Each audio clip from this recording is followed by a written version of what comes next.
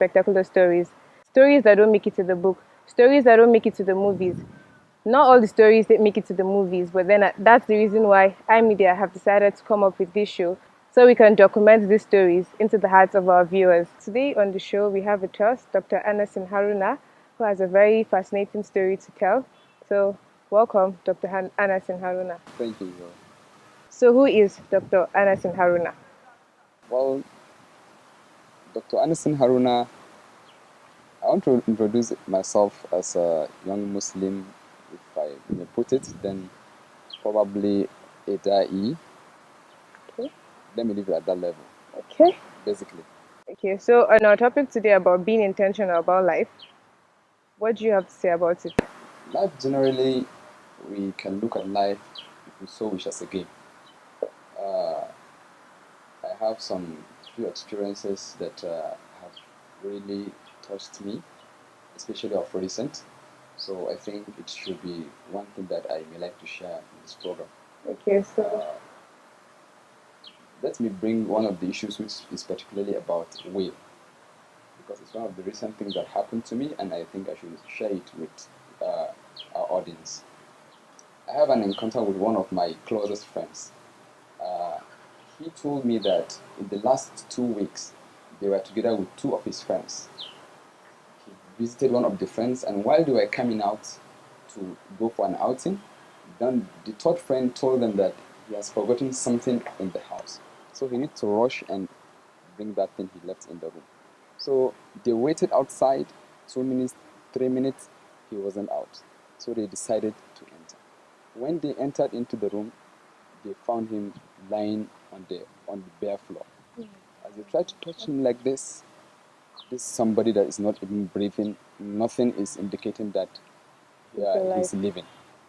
So when they shouted and called people, they confirmed that their friend has died. So when he was telling me about that, I was actually moved. I now tried to ponder on it.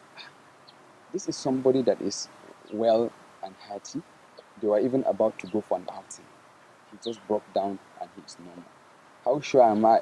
How sure am I that I'm not the next person, since none of us is being told about the day he will be departing this world? And then after this episode, I now had a different encounter. This happens to with a grandmother to one of my friends. A day to her death, she called all her children and relatives and told them all that she had, all that she owned, and that this thing that you see with me is not actually mine. It belongs to such a person. And this farm that you see in that I do farm in so place is not actually mine. It's for so a person. So I don't. I want to tell you all about that I have, so that after my death there is not going to be any problem, any chaos, because as she was telling them, something happened to one of their neighbors. After all this, she also bring out her shroud, that in case she died any moment from now, this is what they should use in covering her. So it was actually a moment for them. After the day passed, the next day by Zuhur, she was sitting holding her rosary, doing her askar. Now the rosary just fell out of her hand, and that was the end of it. We were called because I'm among the neighbors. When we are called, we were told about. I now sat again. This untimely death that is happening. My first instant, it happened to a friend who is young, just 20 to 27. Now it's happened to an elderly person.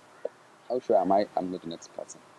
The third, which made me swing into action, I was reading Sahih Bukhari, and I came across a hadith of the Rasul sallallahu alaihi wasallam, where he says that it is an obligation upon any Muslim that has anything to bequeath that he should not live for more than 2 days without writing it down.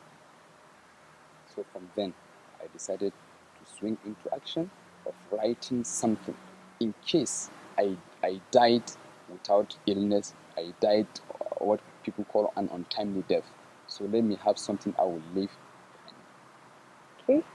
While I heard his story, I just remembered a few years back, I stumbled upon a post about a lady that found something regarding her grandfather. Upon his death, they found a detailed note that had everything he wanted after his death, that had the money he wanted to be spent on the people that were going to dig his grave, the money that would be spent on buying his white clothes, the money that would be spent on, like, everything was detailed there. Then the daughter was really proud of her grandfather. And then I'm sure after all these experiences, you've also decided to Yes, yes, detail. it's actually that's why I told you. I immediately after those things is, I just feel Allah is sending a message directly to me. So I now decided, okay, what will it take me to just get a book, pen down some things that I feel I should leave behind. I think one of the things I found very important to write is that information, like when I die, for example, I work here in Abuja, but my family is in Zamfara. So on a weekly basis, sometimes I do travel. So I don't know, as a Muslim, I might die in Abuja, I might die in Zamfara. So one of the things I wrote regarding to these things is that if I die in Abuja, my dead body should not be moved out of Abuja. Since in Abuja there is a graveyard for the Muslims, so there is no reason why I should be moved to Zamfara. Another thing is that I have written on the person that should lead my funeral prayers.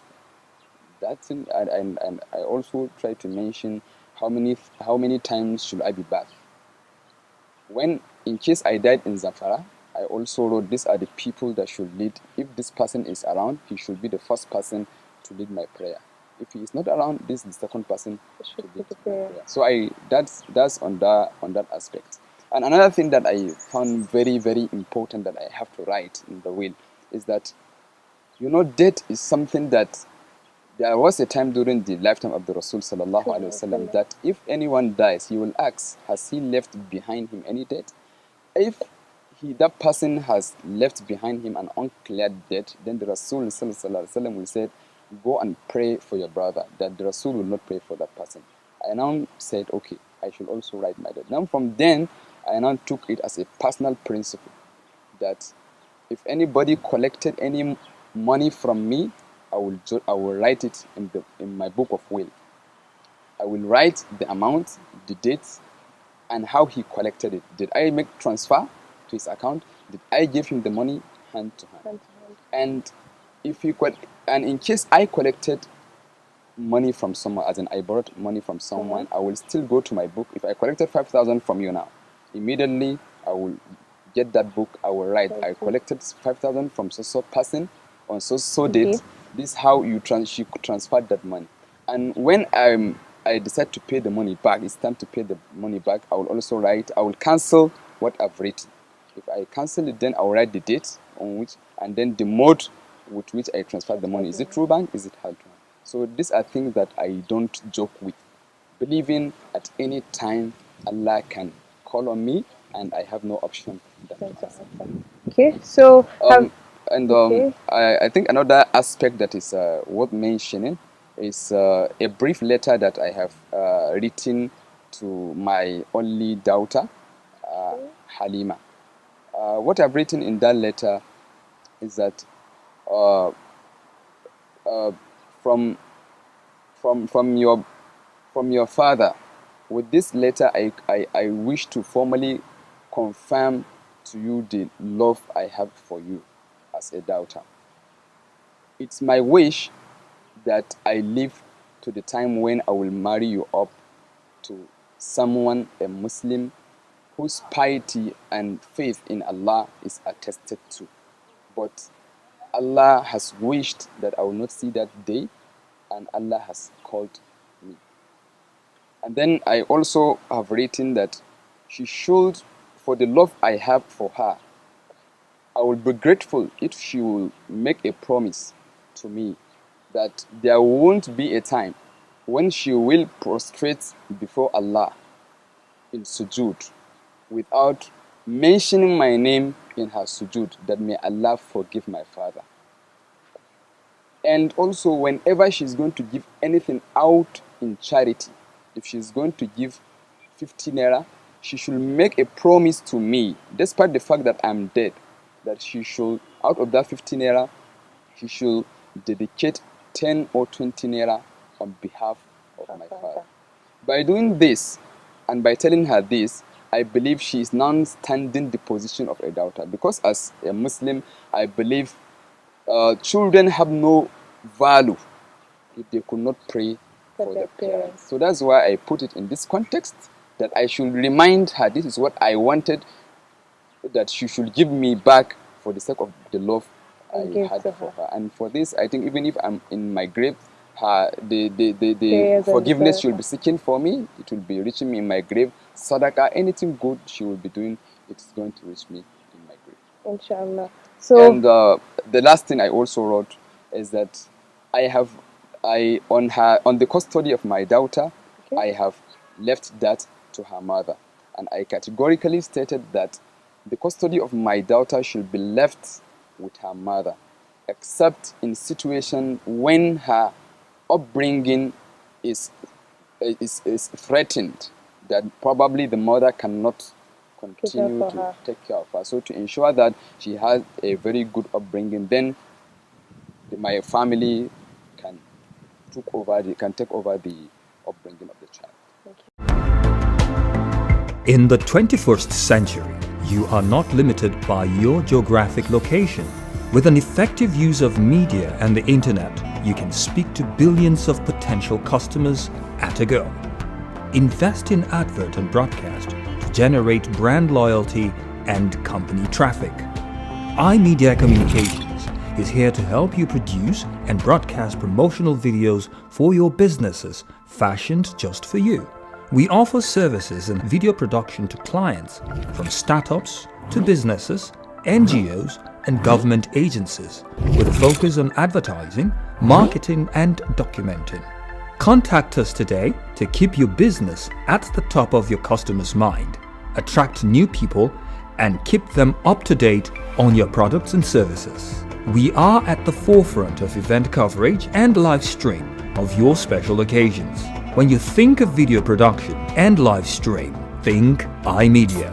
Contact us at www.imedianigeria.net or info@imedianigeria.net or dial 0810-450-8155 or 0816-681-5377. At iMedia Communications, we don't give excuses, we simply get the job done in style. welcome back to the show. I still have with me Dr. Anderson Haruna that still has a lot of interesting stories, but I still have a few questions for him. So how does this make you feel, knowing that you've written everything you want? And yes, one, I think as I told you, I later read a hadith. So that's why I said I just have the feeling that Allah is communicating to me. I have seen reasons why I should write away. So I now feel comfortable that at least I have obeyed the Rasul in his sunnah of writing away. So that's one. Two, you can't tell in this life today. Many things ought to happen when you are no more. So issues of who to take the custody of my daughter, I have solved that. When someone comes and said that I owe him or he owe me, they can refer money, to it. then they can refer to my will. Because as I said, I don't spend an hour after collecting money from you or after you collecting money from me or anything without me documenting it. This is what I do feel when I wrote the yes, I just feel comfortable now because the life is not mine, the death is not mine. So whenever Allah decides to take it up, He will. And still going back on the issue of what I've written, I have also made mention that when I die, I shouldn't be buried until when my debt is being cleared. This is it's been cleared by, if it could be cleared before I should be buried, then it should be done. But from what I left, it should be done. And if it's something that cannot be done immediately, then I have mentioned some of my friends that should be contacted immediately. that they should, for the moment, take my debt off me. That it should now be, it's now on their neck.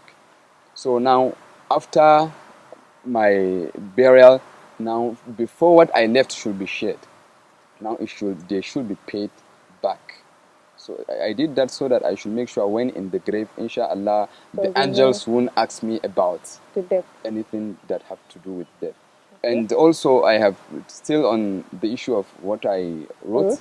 I also made mention that I am happy, inshallah, as I'm speaking now, what I left of what I have will be able to pay the debt I will leave behind. And also that 1/5 of what I left behind should be used as Sadaqatul Jariyah. I made mention categorically that a borehole should be dug in a village that have no access to water.